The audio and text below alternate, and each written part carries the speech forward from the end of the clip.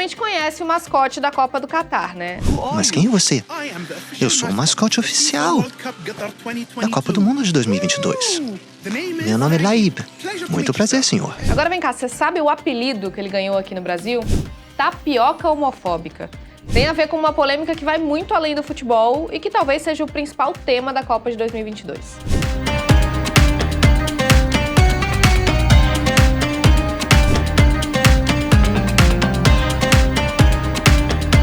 Oiê, eu sou Carol Prado, jornalista do G1. E olha, cenas de protesto como essas aí se tornaram comuns no Mundial do Catar. Entre um jogo e outro, tem muita gente questionando a intolerância do país anfitrião da Copa. Lá, as mulheres vivem oprimidas e ser gay é considerado crime. Você deve ter ouvido falar sobre isso, mas nesse vídeo aqui eu vou te explicar o que a Copa do Mundo tem a ver com esse assunto. Por que o Catar fez tanta questão de sediar os jogos e como é que o país tem lidado com as críticas nessa que já é considerada uma das Copas mais controversas da história. Tá todo mundo falando sobre isso e você não vai ficar voando aí nessa discussão, né?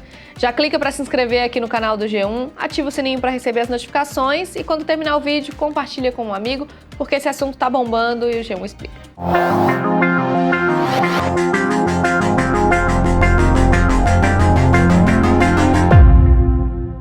Olha, as polêmicas dessa Copa começaram já na escolha do Catar como sede lá em 2010. O primeiro país do Oriente Médio a sediar uma Copa venceu a disputa contra os Estados Unidos, o Japão, a Coreia do Sul e a Austrália. Na época, esse anúncio da FIFA surpreendeu todo mundo. Primeiro, porque o Catar é um país minúsculo, só para você ter uma ideia, ele tem metade do tamanho de Sergipe, que é o menor estado brasileiro. São menos de 3 milhões de habitantes. Segundo, porque as temperaturas são altíssimas. No verão, lá é comum fazer mais de 40 graus, o que, vamos combinar, seria inviável para os jogadores, né? Por isso, o início da Copa de 2022 ficou para novembro, durante o inverno no Hemisfério Norte. E por último, mas não menos importante, a total inexistência de tradição no futebol.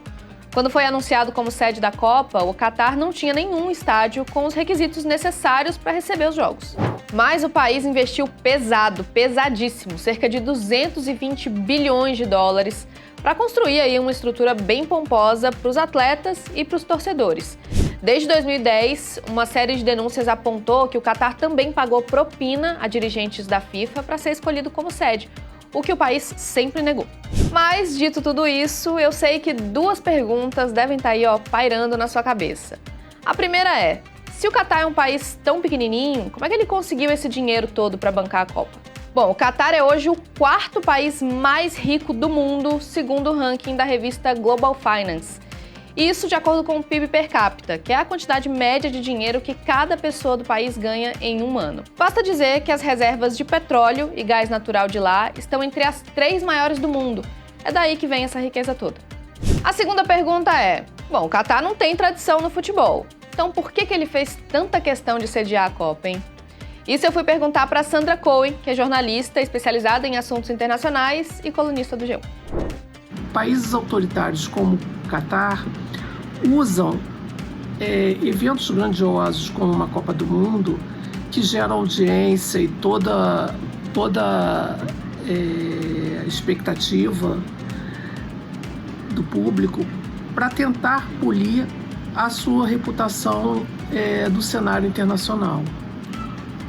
O Catar investiu muito para a realização dessa Copa, cerca de 220 bilhões de dólares, e também não só para sediar, mas também ganhar a notoriedade pela opulência das suas instalações, por toda a riqueza que isso gerou. Para se ter uma ideia, a Rússia, que é outro país autoritário e foi anfitrião da Copa de 2018, gastou 16 bilhões de dólares. Então, durante um mês, os olhos do mundo estarão voltados para essas seleções, para o espetáculo dessas seleções de futebol, proporcionado por essas seleções de futebol, as melhores do mundo. Mas não podemos esquecer também as restrições que enfrentam as mulheres, os homossexuais e os imigrantes, que compõem 95% da força de trabalho desse país. Olha, o Catar pode até estar tentando usar a Copa para limpar a barra aí internacionalmente, mas o fato é que com a exposição gerada pelo Mundial, o país está acumulando críticas. E elas não têm a ver só com os costumes conservadores, daqui a pouco eu já vou entrar nessa parte. Já durante as obras para a Copa, surgiram denúncias de que o Catar tinha imigrantes trabalhando em situação análoga à escravidão. Até 2016, segundo a Anistia Internacional, vigorava no país um sistema de trabalho conhecido como kafala. Ele impedia os trabalhadores estrangeiros de mudar de emprego e até de sair do Catar sem a permissão do patrão. Uma reportagem do jornal inglês The Guardian disse que mais de 6.000 trabalhadores morreram durante as obras de hotéis, estádios e outras estruturas da Copa. O governo nega e diz que só aconteceram 37 mortes e 3 delas estavam relacionadas ao trabalho. O Catar é uma monarquia absolutista, que é quando o poder do monarca está acima de todos os outros órgãos do Estado. O líder lá não é chamado de rei, mas de emir. E o atual emir governa desde 2013, quando ele substituiu o pai dele. A religião predominante lá é o islamismo. E o país tem leis que seguem a leitura mais radical do Alcorão, que é o livro sagrado do Islã. São regras que muitas vezes desrespeitam os direitos humanos. As mulheres têm que viver sempre sob a tutela de um homem, o pai ou o marido, por exemplo. E elas precisam da autorização deles para fazer coisas simples, tipo tirar documentos, estudar, até viajar. Além disso, o sexo fora do casamento para elas é punido com prisão e apedrejamento.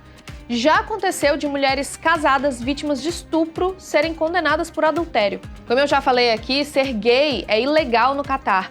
As relações entre pessoas do mesmo sexo podem render prisão de até 10 anos. Numa entrevista antes da Copa, o embaixador do país nos Jogos chegou a falar que a homossexualidade é um dano mental. Aí, contra esse tipo de posicionamento, várias seleções da Europa planejaram entrar em campo na Copa usando uma braçadeira com as cores do arco-íris em apoio à causa LGBTQIA+. Só que a FIFA ameaçou punir com cartões dentro do jogo os atletas que usassem esse acessório. Isso com base num regulamento que proíbe manifestações políticas dentro do campo. Mesmo assim, os jogadores não se calaram e vários arrumaram outras formas de protestar. Sandra, algumas pessoas dizem que a Copa pode ajudar o Catar a se abrir e promover algumas mudanças. Você acha que isso é possível? Em seu discurso durante a cerimônia de abertura da Copa, o emir do Catar tentou minimizar as críticas e as campanhas de boicote ao país, celebrando a diversidade e a união dos povos e das culturas. Em outras palavras, tanto o emir quanto os dirigentes da FIFA tentaram assegurar ao mundo que nenhuma ação seria tomada contra pessoas, sejam atletas ou torcedores, que pertencem a minorias que são criminalizadas no Catar. O discurso foi uma forma de encerrar, com o início do torneio, toda a controvérsia que marcou os preparativos do país para a Copa. Então ficou isso subentendida, uma espécie de trégua, com prazo de validade para terminar junto com o torneio de futebol.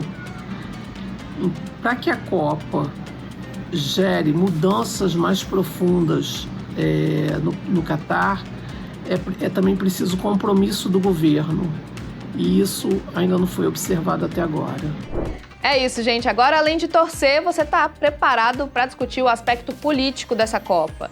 Ajude também um amigo a ficar bem informado, compartilhe esse vídeo com ele e não esqueça de seguir a gente aqui no canal do G1. Beijo, até a próxima.